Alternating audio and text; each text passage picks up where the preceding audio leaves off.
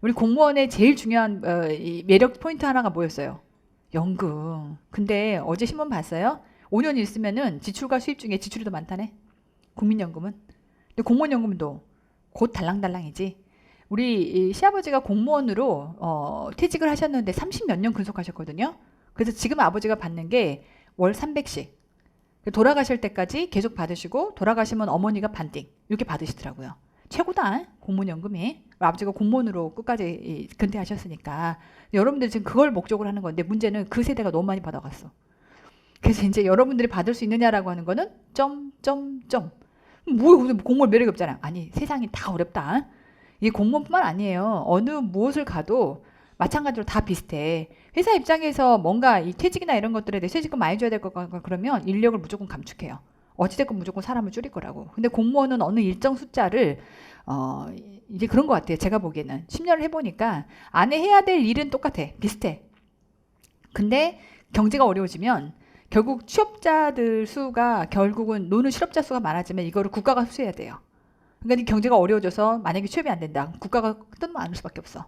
기업한테 막 압박을 해봤자 어차피 기업 입장에서도 경제가 어려우면 인력을 소화할 수가 없으니까. 그래서 지금 현재 상황으로 보면 경제가 너무 어렵다 보니까 코로나 이후로 너무 어렵다 보니까 기업들이 거의 채용을 안 해요.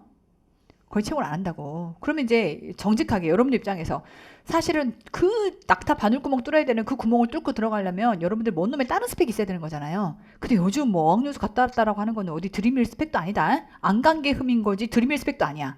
근데 안 간 게 흠이다라고 할 때는 나는 안 가고 싶어 안 간 게 아니야. 경제적 환경이 안 돼서 안 간 거고 시간이 없어서 안 간 거고 뭐 등등등 안 간 거라면 이때는 뭐가 제일 중요하냐면 제로 베이스에서 그냥 경쟁해 갖고서 시험 한 방으로 내가 들어갈 수 있다 없다라고 하는 게 합리적으로 결정되는 거 이게 차라리 낫다고.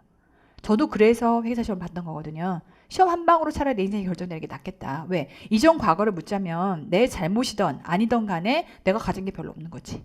그럼 차라리 그냥 시험 한 방 봐갖고서 페어하게 내가 영어를 잘 못하든 뭘 하든 시험 봐갖고 공부하는 정도 수준이면 맞출 수 있는 거니까 이게 공무원 시험이 가진 매력이잖아요. 그럼에도 불구하고 아까 제가 연금 문제 있을 수 있다. 근데 나는 여러분들이 관점을 좀 이러면 좋겠어. 세무직 공무는 달라요. 여러분 그런 생각 안 해봤어요? 제가 내일 설명회 때도 그 얘기를 할 거지만 여러분들 생각해봐요. 60살에 은퇴해. 너 몇 살에 죽을 것 같니? 냉정하게. 너 몇 살에 죽을 것 같아? 우리 이 증조 할머니가 우리가 증조 할머니죠. 우리 애들의 증조 할머니죠. 우리 남편의 할머니가 아직 살아 계시거든요. 98세. 장수 집안이야, 장수 집안. 할아버지가 재작년에 돌아가셨어요. 할아버지가 96세인가 92세인가에 돌아가셨으니까 우리 할머니도 90세 넘어도 돌아가셨어요. 내 할머니도. 그럼 우리 엄마랑 아빠, 그다음에 우리 어머니와 아버지 언제 돌아가실까? 우리 엄마 아빠 70대, 우리 어머니 아버지 다 70대. 언제 돌아가실까? 70대인데 정정해요. 나보다 건강한 것 같아. 내가 더 많이 아파. 건강하시거든요. 그러면 아이고 장수 집안이 자랑은 자랑인데 그거와 별개로 오래 사실 것 같아요. 큰 이변이 없는 한. 너는 몇 살까지 살 것 같니? 현대의학이 이렇게 발달된 상태에서 네가 죽을라 그러면 호흡기 붙이고 막 이럴 수 있거든요. 몇 살까지 살 것 같아? 나는 그 생각을 하니까 잠이 안 와요. 너무 무서워. 이거 돼요? 내가 60까지 돈을 벌었는데 예를 들면 60까지 돈을 벌었는데 만약에 내가 죽는 나이가 100이다. 100살까지 산다. 그럼 나 40년간 벌이가 없이 살아야 돼. 근데 그럼 국가가 나를 책임져 줄 거냐? 다 연금 빵꾸 났대. 결국은 나를 뱉어줄 수가 없대. 정말 지금도 노인 빈곤이 너무나 심각해요. 장수하면서 경제적인 쉽게 말하면 급여가 안 들어오는 이 상태는요. 재앙이에요. 재앙.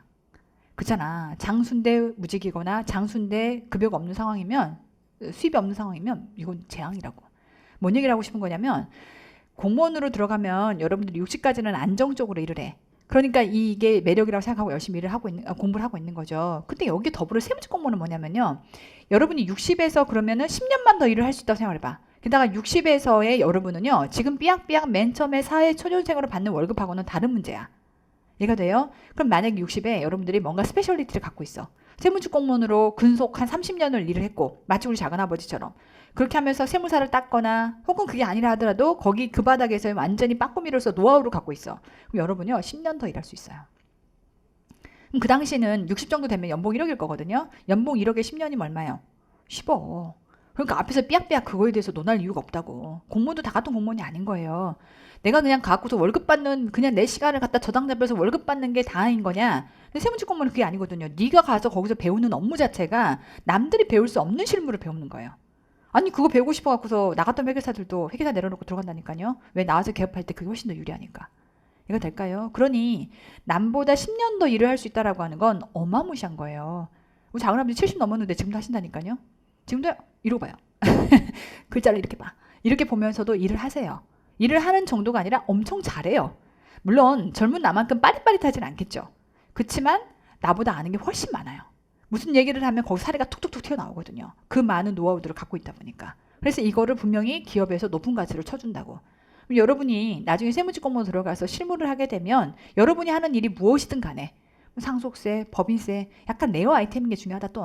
남들이 하기 어려운 거. 그러니까 뭔가 어려운 맞닥뜨리는 이 어려움이 뭔가 있다라고 할 때는 항상 여러분 젊은 여러분의 자세는요. 기회다라고 생각해야 돼요. 이걸 피하려고 생각하면 안 돼. 그렇게 해서 네가 10년을 더 일한다고 생각해봐. 그럼 남보다 10억을 더 벌고 10억을 더 저축할 수 있다는 거니까 우리 작은 아버는 아직도 5억 이상을 벌어요.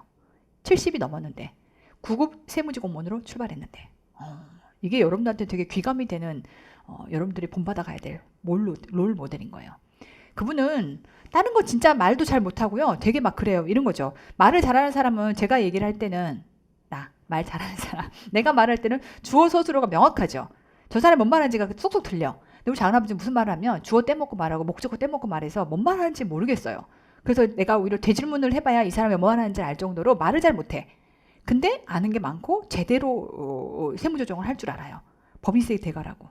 그러니까 모든 걸 다 잘 필요는 없어요. 어느 한 부분에 있어서 그 부분을 전문 분야로 여러분들이 가진 것들에 대한 약점은 약점인 채로 하지만 강점을 잘 극복을 하면 분명히 여러분 인생에 정말 절박한 순간에 여러분을 건져줄 수 있는 힘이 된다는 거예요. 이게 세무직 공무원의 가장 큰 매력이야. 여러분은 공무원 연금 따위에 좀 기대하면 안 돼요. 연금 금방 바닥날 것 같아. 그럼 연금 바닥나면 딴 직업, 아니 딴 직업 갈 수 있었으면 저기 막말로 너 여기 앉아 있을 거야? 그건 아니잖아. 딴 직업도 쉽지 않아요. 누가 막 쉽게 뽑아준대? 안 그렇거든. 그럼 시험 한 방으로 여러분들이 여러분 인생을 다시 리턴할 수 있는 건 쉽게 말하면 이런 시험밖에 없어요. 그냥 정직하게 네가 공부해서 아는 것만큼 시험 쳐서 합격하면 붙는 거고 아니면 떨어지는 거고. 그렇게 해서 붙어 들어가면 그때의 노하우나 그 안에서 또 열심히 사는 걸 가지고 또 한 번 인생에 점프. 우리 작은 아버지 보니까 멋지다. 저렇게 살면 참 좋겠다. 근데 그분은 법인세 조정만 하니까 3월달 한 달만 일해요. 나머지는 필필 놀아요. 6월달에 지금 성실 신고해야 돼서 나는 죽겠거든요. 강의 끝나면 가서 사무실 가서 리뷰하고 전화 돌리고 다 해요. 근데 우리 작은 아버지는 성실도 막 귀찮아. 에휴, 그런 잔챙이 안 하고 싶대. 법인세를 하잖아요. 에이, 그러면 직원들이 알아서 하지 하고 골프장에 가 계세요. 전화하면 골프 치고 계세요. 그런 삶을 살 수 있다는 거예요. 아시겠죠? 이게 여러분들이 아직 그 어른으로서의 직업 세계를 아직 경험해보지 않았기 때문에 내가 말하는 게 와닿지 않을 수 있지만 세무직 공무원은 적어도 여러분들이 공부하는 지금 이 시점에 마인드를 그렇게 먹는다면 마인드를 좀 다르게 먹는다면 여러분도 그 삶을 살 수 있다는 거예요. 정말이야. 할 수 있어요. 아시겠죠?